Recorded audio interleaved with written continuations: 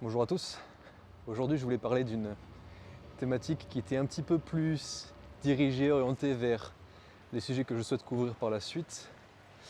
Des sujets qui sont donc plus au niveau des relations hommes-femmes, notamment des relations des hommes vers les femmes, même si en fait les deux s'appliquent en termes de contexte. Donc je voulais parler un petit peu d'une histoire qui m'est arrivée en termes de date, et notamment parmi les pires red flags que j'ai pu voir chez une femme avec qui j'étais à un date. Parce que effectivement, lorsqu'on se rend à un date avec une personne, on va généralement essayer de trouver de l'attirance physique auprès de cette personne. On va essayer de voir si elle nous plaît, s'il y a une forme de compatibilité aussi, si elle nous fait rire, etc. Mais dans notre cas, on va pouvoir se rendre compte, si on creuse un petit peu, qu'il y a des choses qu'on nous cache. Comme nous, on peut tout à fait cacher des choses qu'on ne veut pas voir, un petit peu ce qu'on appelle les squelettes dans le placard, qui en fait constituent notre personne, mais qu'on va vouloir cacher par honte, habituellement. Ça peut prendre forme, par exemple, ça peut prendre sa forme sous le sens de cicatrices sur le bras, qui montrent que la personne s'est déjà scarifiée. Et quand je dis red flag ici, je précise quand même, il ne s'agit pas d'un red flag dans le sens il faut impérativement couper tout contact avec cette personne. Mais ça donne du contexte par rapport à l'instabilité émotionnelle de la personne. Et est-ce que c'est vraiment, alors ça dépend de quel type de date on parle aussi, mais est-ce que c'est vraiment ce que l'on souhaite lorsqu'on veut s'engager avec une personne dans une relation qui va être plus long terme? Habituellement pas. Donc, aujourd'hui, j'aimerais, pour contextualiser, parler de différents red flags que j'ai pu observer notamment lors de ce date un petit peu compliqué, disons. Ça s'est passé, pour recontextualiser encore une fois, ça s'est passé en Hongrie. C'était une étudiante en droit, d'accord? Et on était allé en premier date, on était allé dans un café pour juste discuter, histoire d'une heure. La première chose qui m'a touché, le premier red flag on pourrait dire, c'était le fait qu'elle parlait régulièrement de son ex.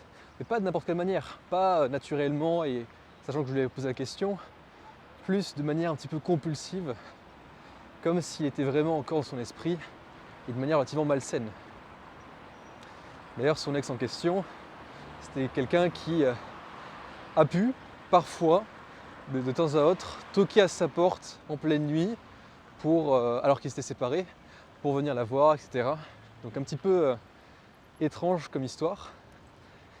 Et ce qu'elle me disait, c'était vraiment qu'à la fois elle n'en pouvait plus, et à la fois elle était constamment en train de lui parler.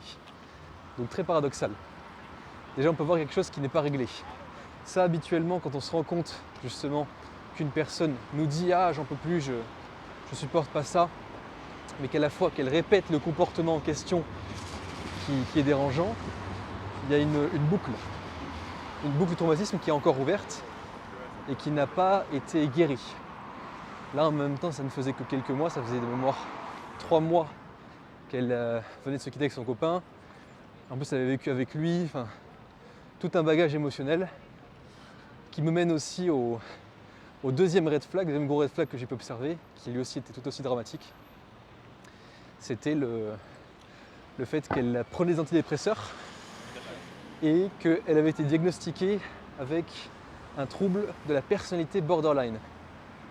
Donc là, on touche à quelque chose de encore plus dangereux à expérimenter, venir se tâter, je dirais, à interagir avec une personne qui prend des antidépresseurs et qui en plus s'est fait diagnostiquer TPB. Encore une fois, dans la mesure où vous voulez l'avoir qu'une seule fois ou quelque chose comme ça, ou que c'est vraiment juste occasionnel, dans ce cas-là c'est ok. Mais même à ce moment-là, c'est quel type d'énergie est-ce que vous mettez dans votre quotidien? Vous voyez? Parce que une personne qui est diagnostiquée de TPB, ou même par définition qui prend des antidépresseurs, c'est une personne qui ne se sent pas bien par rapport à sa propre vie. C'est une personne qui se sent mal même. Donc l'énergie qu'elle va dégager, et ça on y reviendra dans une autre vidéo, va être une énergie qui va être relativement négative. Peu importe qui vous êtes, peu importe ce que vous faites, dans la mesure où vous voulez vous sentir bien, la moindre des choses, c'est s'entourer de bonnes énergies. Et là on peut trouver des détracteurs hein, qui diront que non mais c'est-à-dire qu'on doit rejeter forcément cette personne, comment ça, on doit pouvoir accepter tout le monde. Accepter tout le monde, certes. Maintenant, accepter toute forme d'énergie dans notre propre vie, non. Nous sommes les seuls à pouvoir vivre notre vie. Alors pourquoi est-ce qu'on irait s'entourer d'énergie négative et à venir se pourrir l'existence quand on peut choisir, faire le choix donc de se retirer d'une telle interaction et de rester en contact avec des personnes qui sont saines. Là, je parle vraiment, en tout cas, exclusivement de l'aspect relation homme-femme et donc relation sentimentale. Ça peut être aussi charnel, mais dans l'absolu sentimental. Et pour revenir sur la partie antidépresseur, effectivement, un train peut en cacher un autre. Qu'est-ce que ça cache? Le fait qu'elle soit antidépresseur, ça cache le fait que si jamais elle oublie de les prendre ou alors qu'elle n'en prend pas, alors qu'elle se sent extrêmement mal. Et donc ça veut dire qu'elle est sujet à des changements d'émotions qui peuvent être énormes. Notamment, on peut le voir sur des traits de caractère comme la bipolarité. Bipolarité, pareil, on va pouvoir voir justement des changements d'émotions qui vont être drastiques, qui peuvent faire très peur. Et ça, encore une fois, c'est pas de notre ressort en tant qu'individu, c'est vraiment que la personne a une pathologie qui la rend comme ça. Donc, c'est vraiment des sujets qui sont très sensibles. Et d'expérience, c'est vraiment d'expérience que je parle, et donc mon opinion. Ce type de personnes qui justement sont diagnostiquées de telle pathologie serait mieux fait de travailler sur elles-mêmes exclusivement et de ne voir personne tant qu'elles n'ont pas fait un travail de guérison minimal, parce que sinon elles risquent déjà de saboter leur propre travail de guérison et de retomber dans une dépendance affective, parce que c'est généralement associé à ce genre de pathologie.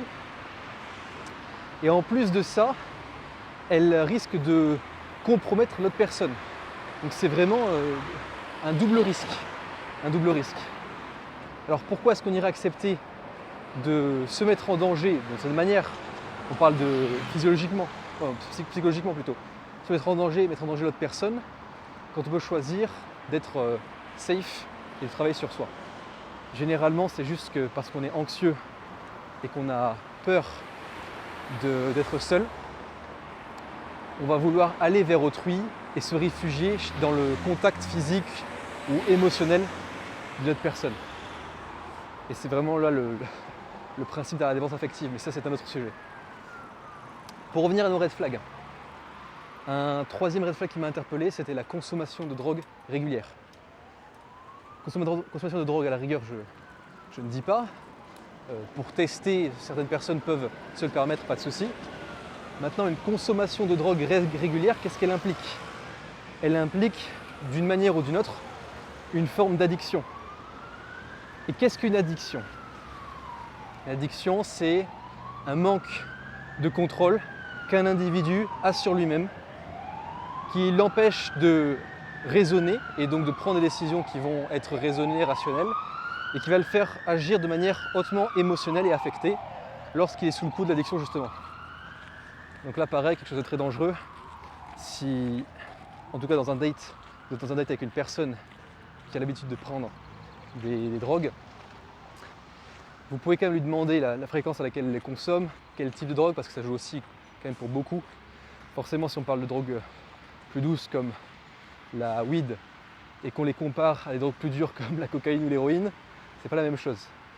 Donc à votre discrétion de regarder un petit peu le background, effectivement, mais d'expérience, la consommation de drogue régulière, c'est quelque chose qui est lié à l'addiction et donc à une certaine sensibilité de la personne.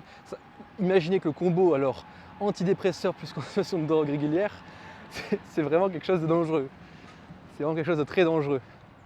Et ce qui me fait venir donc à mon quatrième red flag, que j'ai pu remarquer, ne serait-ce que sur l'espace de ces 1 heure de premier date qu'on a pu avoir, c'était qu'elle ne voyait pas de sens à la vie. pas de sens à la vie, c'est-à-dire quoi? C'est-à-dire qu'elle n'avait aucune raison, en tout cas telle qu'elle se le disait, aucune raison de vivre.